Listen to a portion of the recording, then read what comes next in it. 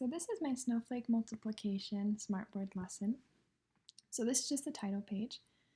And then next we have our video. So this is supposed to be student-led, so they do it in kind of a math center on their own for the most part. So there's directions to help them know what to do next. So this takes them to a really fun video called Brain Pop.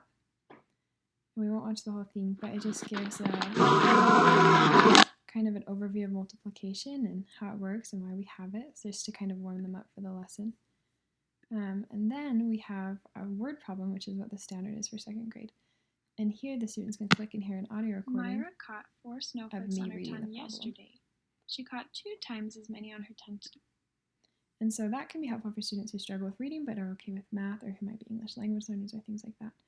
And then this snowflake is actually a manipulative that enables them to solve the problem, and it's infinitely cloned.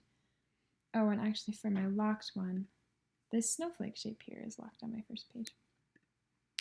So then the students can solve the problem there, and then this takes them to a really fun game. It's just my link to my other website, and here they get to play this really fun penguin game that I'll demonstrate just really quickly.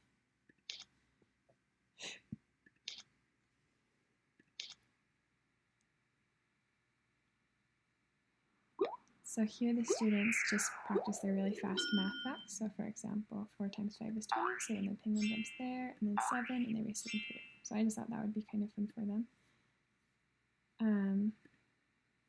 Yeah. And then finally, this is kind of our assessment. So it's really simple. They just read the problems, and then these are infinitely cloned. So they can take them and drag them to help them solve the problem. And then when they open this up, they can see the box. And the way that I know if they understand is if they get an answer that's different than the one behind this box, and this is locked so they can't move it. But if they get a different answer than that one, they're supposed to raise their hand, and then even though it's a self-led center, I can come over and I can assess their understanding and see what's going well and see what isn't going so well. And then as you can see, there's text on each page. So there's interaction throughout this smartboard activity, where they get to use the manipulatives, they get to use games and videos and things like that. And then this helps them to move on to the next center. So that's my screencast. Thank you.